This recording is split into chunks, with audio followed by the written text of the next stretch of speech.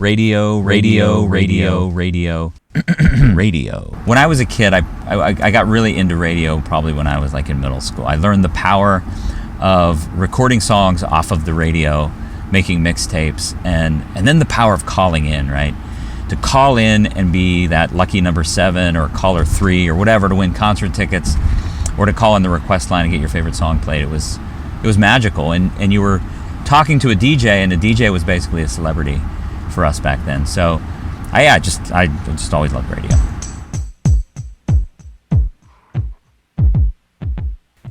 You know how it is. Yeah. It's kind of like that with me now. Like, just anybody calls me, I'm just like, you're being recorded. By the way, you're being recorded. Yeah, you're going to be on a podcast. In the 80s, I was a radio kid. I just loved rock radio. I lived out near Pittsburgh. Mm-hmm. So I would put the aluminum foil on my antenna to get rock stations out of Pittsburgh. Mm-hmm. Talking more, yeah. Talking. You guys are talking. We're talking. Oh, really? A lot of talkers. I would agree with that. This podcast is called Erase the Filter. Erase the filter. Erase the Filter. I'm working on an Erase the Filter podcast, and the theme of the podcast is radio. And so 30 years ago this month, literally like 30 years ago this month, was when I came to WCCB for DJ. Wow. Yeah. 6:40 a.m. WCCB, where radio is green. So when I was in college, I studied mass communication. Radio was part of that. So I joined one of the college radio stations, WCCB, Hot Rock 640. And when I first started hanging out at the station, I met who I would become really good friends with, a guy named Pat Buzzard. And That's hilarious. I started working with you at the radio station, like literally because it was the beginning of February. Here's my recollection.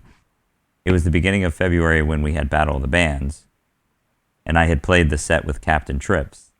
Mm-hmm. And maybe a week or two after that, I came to DJ training at the radio station. I knew you before. Well, we had met. Because I came to Battle of the Bands and I saw you play with Captain Trips. Right, because we met finals week when you were doing the 24-hour thing.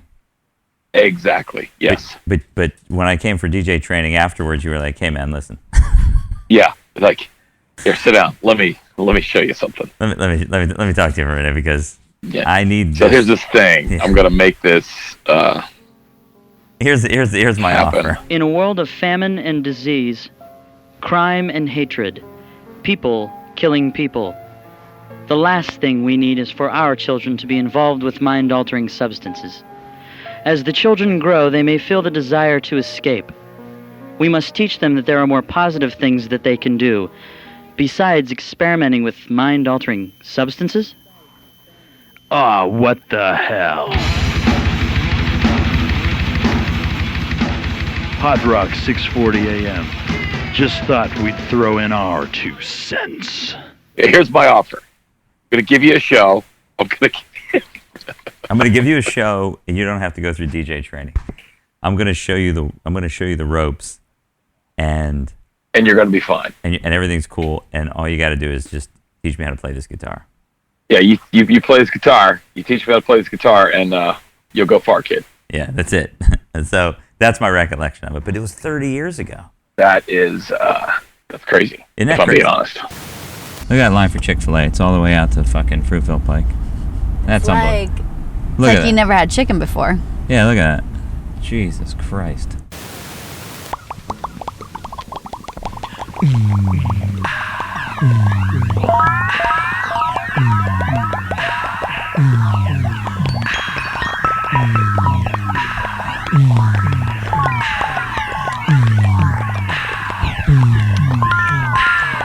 This is, I don't know, moderately interesting.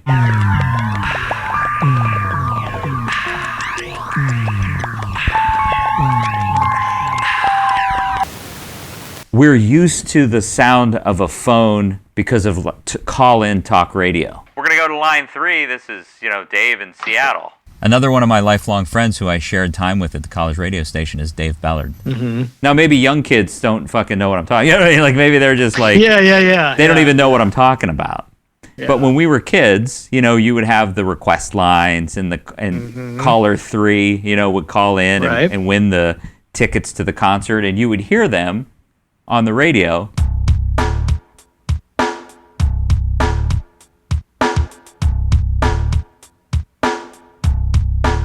my friends wanted mixtapes, and I would make mixtapes, but I would do it like as a mock radio. Yeah. And I was like, oh, how the fuck am I going to do this? And that was sort of my first foray into what I call podcasting now, right? Wow. It was making these, and I still have them. Mm-hmm. It's a little convoluted, and it's a little fucked up.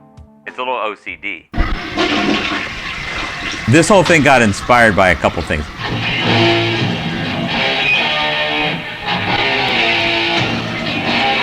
The Explode Commode with Jack Kettle. My whole point is that when I was in high school, before I could be on the radio, I just kind of pretended that I was. All right, and welcome. This is Jack Kettle back with you with the Explode Commodes. It's now 1988, and this is the first one of 88, and we've got ourselves a little New Year's resolution.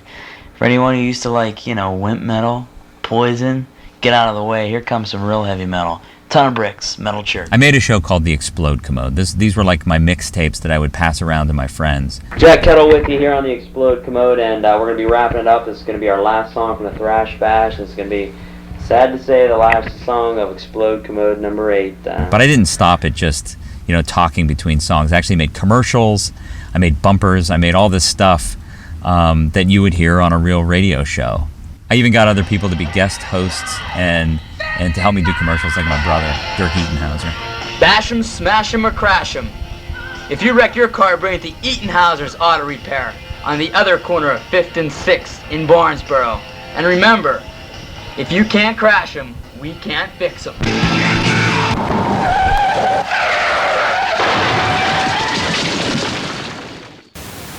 Or newscasters, the guy would call in and would be talking about the news, and so I think there's sort of a quality to that that feels more natural and more better. And I find that it's actually you're right. You're absolutely right. Now, as I'm thinking about it, that is a familiar. It's accepted in your mind, right? Yes, it's a call-in. This is a person that's on the phone, and of course, why would you try to hide that? Oh, you know right. what I mean? Like, why would you try to hide by making it sound as if they're in the studio? They're in the studio, but they're not. So why not just go for that phone sound? Exactly. It's like a talk show. We're gonna go to line 3. This is Dave in Seattle. Even after college, I still loved college radio. I moved to Nashville in the early 90s. I would listen to WRVU, which was Vanderbilt University's college station. And I would send my own music in to be played on the local music show, which was hosted by a guy named Jack Sass. He was one of my favorite DJs at the time. He also had a show called Morning Mayhem on Friday mornings. Of course, he's just some college kid who's goofing off on the radio, but I just love that stuff. You're listening to the local music show on WRVU Nashville, 91 Rock. 7-Story Corey is missing in action, but we still have the same old gang hanging out here with the homies. This band is playing tomorrow night at the Bummed Out Roxy with several other bands to be mentioned in a bit. This is M Theory with Song About a Girl on WRVU Nashville, 91 Rock. You better listen up, my brothers, or else I will get crazy on your mothers. All right, here we go.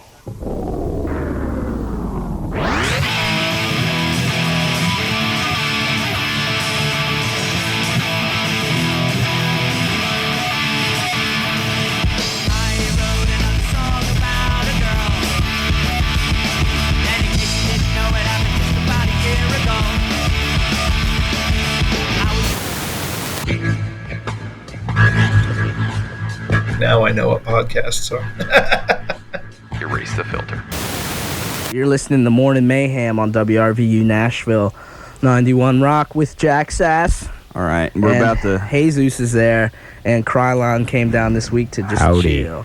So, what's this person's name? All right, Jay. We got Jay on the phone. And, I think I know who he is. Okay. Good old Jay. But anyway, he has a problem that he needs some help with. All right. And let's see here. As soon as you want to stick him on the air, that'll be cool. Here he comes, Jay. Let's patch him in. Woo. Jay, can you hear me? All right. Hello. All right, this is Jack Sass here. All right, I'd like you to sort of recap for the listeners. We're doing good. Recap for the listeners in a clean manner. Okay. Your problem. I can do that.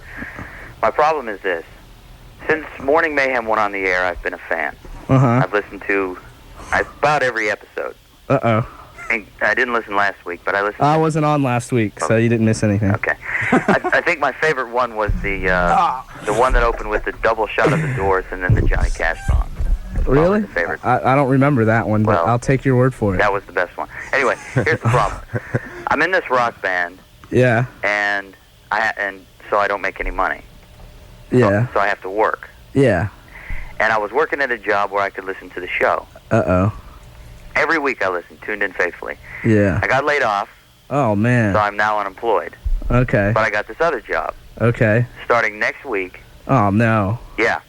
You know where this is going. You're not going to be able to listen. Not going to be able to listen anymore. Are you sure that you can't, like, bring a Walkman with, like, little itty-bitty, those, like, little itty-bitty, stick them in your ear, kind of nasty if your friend uses them without telling you, kind of like little ear plugs? Okay, no, wait.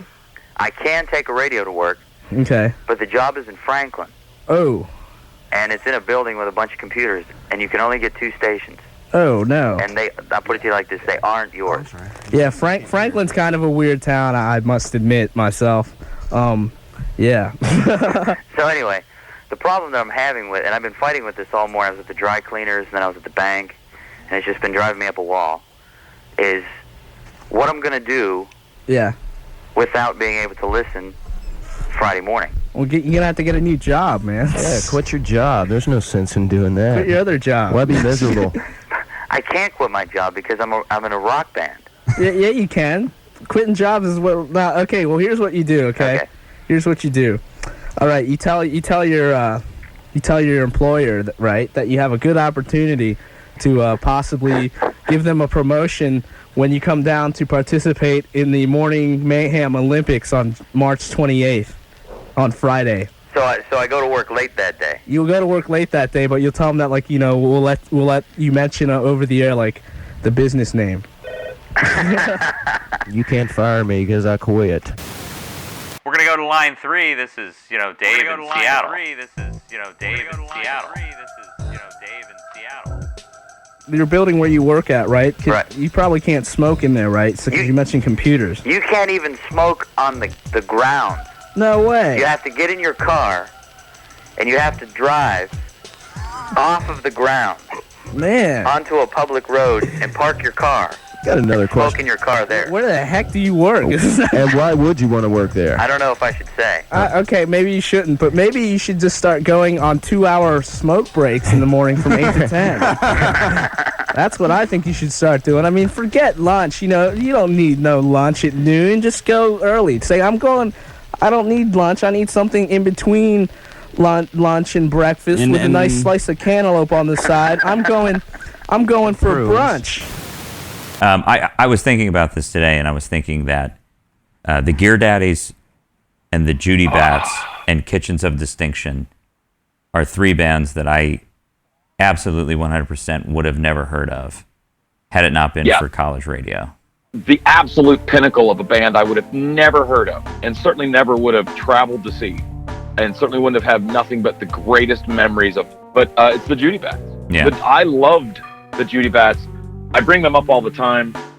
I live in a major metro area. No one's heard of them. And in the Midwest, it's a Midwestern town, Midwestern band. Weren't they They were a Tennessee band. They were from Knoxville. Yeah. Knoxville, right, which is 3 hours from where I live. Nobody's heard of them. I moved to Nashville right after college, and of course there, half the people that were our age had gone to college with them at UT. So right, they were like the guys. Yeah, they were a fraternity band 5 years earlier, right before they got signed, and then we would have heard them on their first record. But they were playing fraternity parties, so a bunch of people that I was waiting tables with would go see the Judy Bats play at fraternity parties. And then, I got to see them a number of times in Nashville just because they were still playing clubs. And that was an easy gig for them. Like, they would just come down and play some of the outdoor concerts in the city. In fact, I think the Judy Bats was one of the first, shows I saw when I got to Nashville. And it was it was called Dancing in the District. And at that time, it was a flatbed truck. They would just close. That's awesome. Yeah, they would close a block downtown in the sort of business district, and put the band on a flatbed, and you would just go hang out and buy beer and, you know, that kind of thing. And Dance in the District eventually became this big, these big concerts on the river. They would put the band on a barge, and it would draw, you know, 5,000-10,000 people. But when it first started, and that's about the time I landed, it was still, I saw Bela Fleck and the Judy Bats. Like, those are the first two shows that I went to see. Welcome to Nashville. Yeah, and like, it was awesome. and it was Thursday. It was like a Thursday happy at like 5 o'clock, you know, right after work. More WCCB antics with Huey, Raz, and JC. We just decided we're going to change to a CHO. We're going to be a contemporary hits radio station. Playing contemporary hits for you all day long. Here's something that's just cracked the top 40. In fact, to join us in the studio right now, Casey Kasem. Casey Kasem joining us in the studio. Joe, I got to go to the bathroom. Okay. Check it. Here comes Casey now. Hey, Casey. How are you doing, buddy? Hello, this is Casey Kasem, and you're tuned in to WBJB in Clarion. And we're playing the hits. Number 16.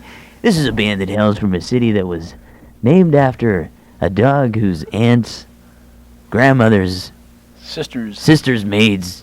Let me get this straight. Pet dragons. Oh, forget it. This just isn't working. Okay. Screw the damn Casey Kasem imitation. This is a track from a band called Kajagoogoo. Don Campo spent 40 years broadcasting his show No Pigeonholes on the radio, community radio, KKUP in Cupertino, California. He is a home taper, and he is an advocate and a champion for home tapers all around the globe. These are artists and musicians who use independent small studios or home recording equipment to create music and audio art.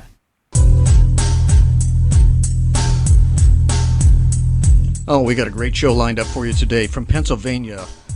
Jason Mundar going to be playing live, and we're hearing some of his music right now in collaboration with Dave Bellard. It's Jester's Longevity. It's Fault Line from the Fluency EP. Oh man, this is one of the tastiest dub CDs I've ever heard. I love this stuff.